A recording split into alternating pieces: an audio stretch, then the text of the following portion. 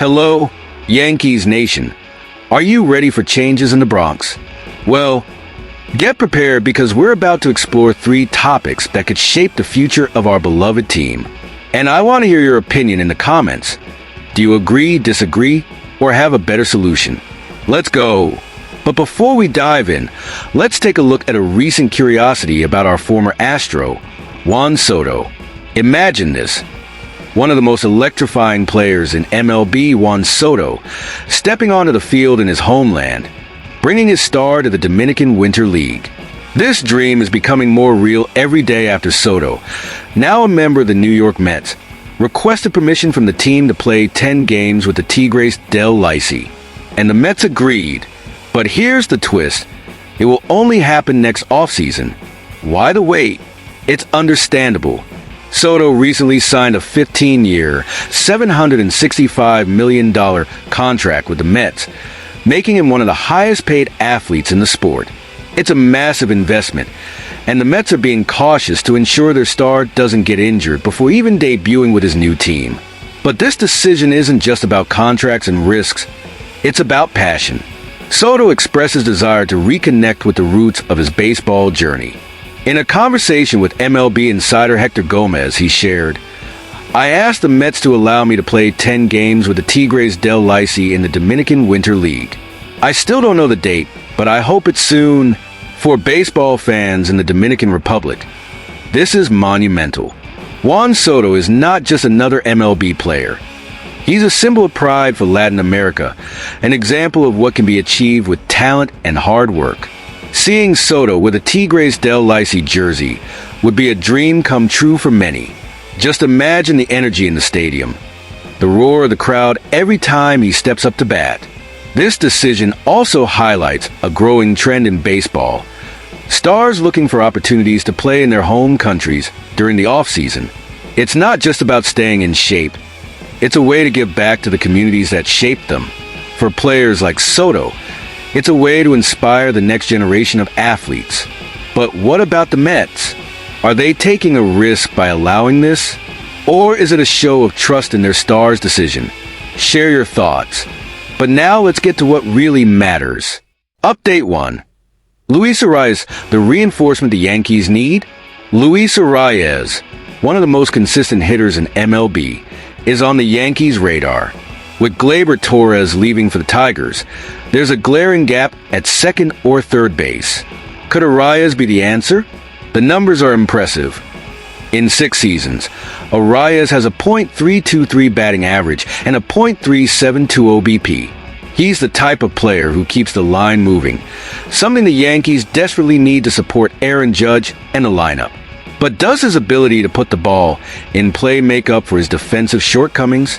Defensively, Arraez falls short. At second base, he posted metrics like -10 outs above average in 2023 and -7 in 2024.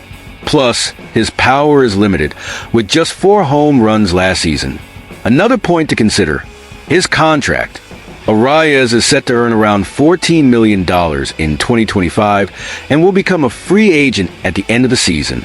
Is it worth investing in a player for just 1 year? Now I ask, Yankees Nation, would you be okay with seeing Arraez in the Bronx? Or do you think the team should look for a more defensively solid reinforcement? Share your thoughts in the comments. Update 2. Alex Verdugo, does he deserve a second chance? After a disappointing 2024 season, .233/.291/.356, many thought Alex Verdugo's time with the Yankees was over. But rumors suggest he might return, this time as a 4th outfielder. If the Yankees trade Trent Grisham and sign Verdugo for a lower value, it could open up space on the payroll and provide more flexibility for the roster. Verdugo is still known for his solid defense in left field and for being a team player. But is that enough to justify a stay? With Jason Dominguez, the Martian, about to break out in 2025, giving playing time to Verdugo could limit opportunities for the young talent. So, what do you think? Would you give Verdugo another chance as a depth option? Or would you prefer to see the Yankees invest in their prospects? I want to hear your opinion. Update 3. Donovan Solano, The right veteran for the infield, Donovan Solano, at 37 years old, is an option to fill the void left by Gleyber Torres. Despite his age, he showed consistency in 2024 with a .286/.343 line, 8 home runs, and 35 RBIs for the Padres. He wouldn't be a long-term solution, but his experience could relieve pressure on young players like Oswald Peraza and Oswaldo Cabrera, while also offering roster flexibility. Now I want to know from you, is it time for the Yankees to bet on Solano's experience, or should they look for a more dynamic name? Changes are inevitable for the Yankees, and Juan Soto's situation is a perfect example of how balancing passion and caution is crucial. The Mets' decision to let him play for the Tigres del Licey this offseason raises an important question. How flexible should we be with our players, allowing them to follow their passions without compromising the franchise's future?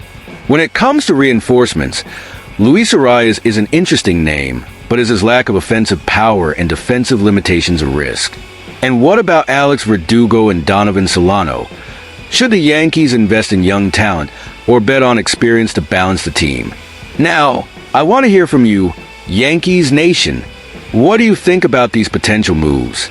Should we invest in Arraez, Verdugo, or Solano, or is it time to focus on other options?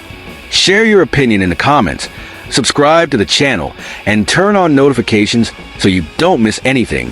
Let's decide the future of our team together.